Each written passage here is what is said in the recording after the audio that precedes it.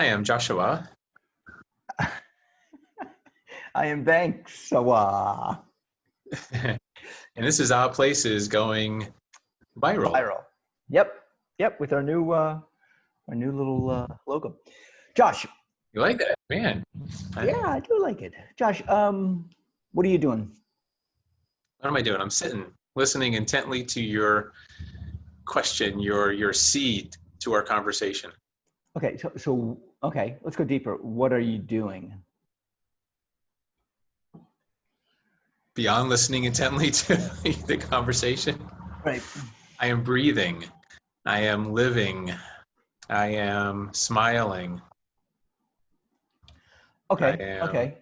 So I am. let's jump to it. What are you doing to make this world a better place?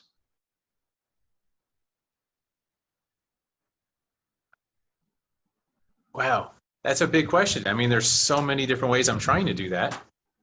I make terrible jokes that makes people laugh. Laughter makes this world a better place. Actually, they say laughter is the best medicine, right? Uh-huh. Unless you have explosive diarrhea, but otherwise it really is excellent medicine. I create. I try to make people think. I'm kind. I try to be kind. All right. So what are you doing to influence people to live a better life? Or to be a better person? I ask questions. That's all. I ask the questions they're not asking themselves, so that they can find those answers that they need to find and then decide if they want to take action on those answers or not. That's literally what I do in the most basic sense.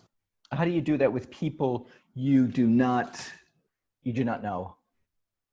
Oh, it's even easier.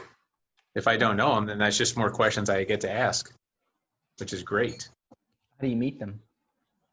What's that? How do you meet them? People you don't know. Well, I can ask people. I mean, in the age of social media and the age of videography and YouTube, I can ask questions to a very large audience that I don't have to get a response back necessarily, but I could still put that question out there and get them thinking about the answer. Okay. Does that influence people to do stuff, to change, to? Sure. Okay. So in the climate that we're in right now, in the life climate, in the political climate that we're in right now, how do you influence people to vote the way you want to vote? I don't want them to vote the way I vote.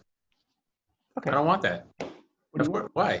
Why would I want that? I want them to vote the way they want to vote. Okay. But I want to make sure they vote the way they want to vote. Most people are not going to vote the way they want to vote. Why? Why do you say that? I'll give you a perfect example. My in-laws are really nice people, loving, caring, always going out for other people, but they've been lifelong Republicans. They cannot tear themselves away from voting Republican. Even though they don't like Trump, they don't like any of the Republicans, they don't disagree with him. Every time I bring up Trump, they get sick to their stomach. They literally get sick to their stomach to even consider some of the things that Trump does and says, but they're still going to vote for him because they're stuck with the label. All right. So how do you jog them? How do you shift them? I keep making them sick to their stomach until they can't handle it anymore by asking questions, and then it's up to them. Look, I can't guarantee they're going to vote different, but I at least want to make sure that they understand how they're voting. I don't want them to vote blindly, just Republican. I want them to say consciously, I'm going to vote for the guy that makes me sick. And if they can do that, if they can say, I will vote for the guy that makes me and everyone else sick, good. That's how they should vote. I just want them to vote with awareness, not with a label. Yeah. So deep down inside, you are attempting to influence them in a way, right? To an educated vote, an educated voter. That's what you're at, right? Yeah. If they would just tell me Trump is a vile person, I like vile people, I like neo-Nazism, I like that stuff, and that's why I'm voting for him, I would never try and influence him out of it. That would not be one. I would drop the subject there because that's consistent. The problem is they don't like it and they're still going to vote for it. I have an issue with that. And then I will peg people with questions until they come to a reconciliation. A cognitive dissonance needs to go away there, because otherwise that's crazy. So why do you have this compulsion to do this? Why? Because I like freedom. It's freedom. Freedom, another word for freedom is self-control. I want people to make choices I want them to choose, like actually have self-control. However, your in-laws are choosing. They choose. No, you don't think they're choosing. They're not choosing. They don't have self-control. If they were to choose based on who they are, their principles, their standards, their morals, their ethics, they would not vote for Trump. But they're not choosing because they got stuck years ago, decades ago, with a label, the R, and they're going to vote that way probably. I don't know for sure, but they're probably going to vote that way. That's not their choice. Okay, let's go deeper on this. You ready? 1940s, late 1930s, I think. Germany. Adolf Hitler is running. Early 30s, yes. Whatever political party he was, Democrat, I don't know what he was. And your in-laws were there the same scenario. Yeah. 1930s. I know exactly what they would do. They would be an average German citizen. They would vote for him out of safety. They wouldn't help the Jews. They wouldn't intentionally go out and hurt Jews, but they wouldn't offer shelter. They would stay out of it. They would just be, they want peace. They just want, Switzerland. They want to be Switzerland. Yeah. Okay. So I'm going to take this to another level. Well, they want to be a German citizen. They want to be a typical German citizen at that time. Okay. So let's take this laterally. There are Banksy. Are you familiar with Banksy, the artist? No? No, Banksy. You might have to educate me on that. Exit Through the Gift Shop. There was a documentary, pseudo documentary. He's very quiet, or to himself. No one knows what Banksy looks like, supposedly.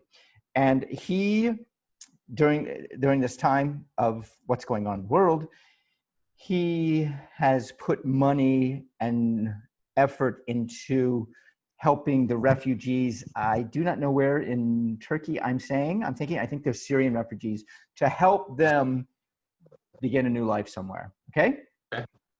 Now, he is doing that he's my money. I'm supporting this. I'm helping, AKA it was 1930s. He would be Schindler's List. I would say. I mean, I'm going to just compare it on that level. He's trying to save these people, to help. What can I do? What can I do to save? Have you ever seen the movie Schindler's List? Yes.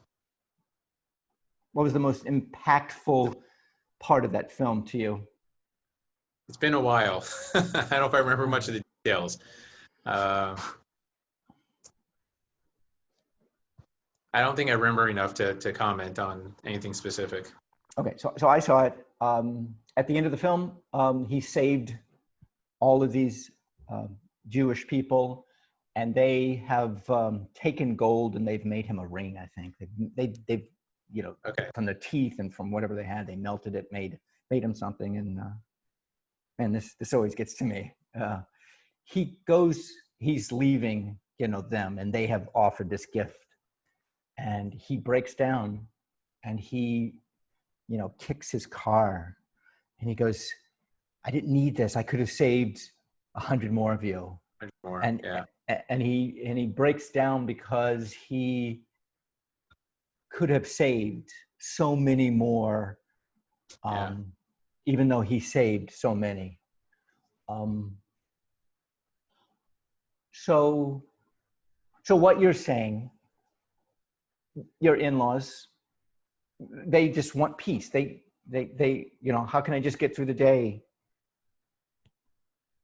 instead of like stand up and go, damn it, I'm gonna say something. I'm not gonna be complacent anymore. I'm gonna do the right thing because it's right. Right. Yeah. Or just be consistent with your own ideals. That's all. Just be consistent with your own ideals. Have that integrity.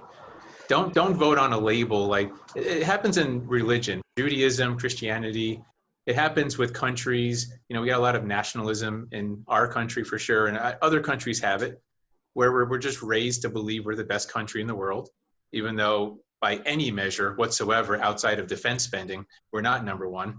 So it's, look, like we have to get past these labels that were stamped on us from birth and start being consistent with our own ideals and our own morals and ethics. So if you're Schindler and you had a chance to sell your car to save, 100 more Jews during the 1940s, what side of history do you stand on in that? Let me tell you, I'm already planning on it. If things go differently than I hope they go on November 3rd, I'm planning on it. We're going to need that. They're already building centers across the country for something. We don't know what it is yet. There's things going on that, yeah.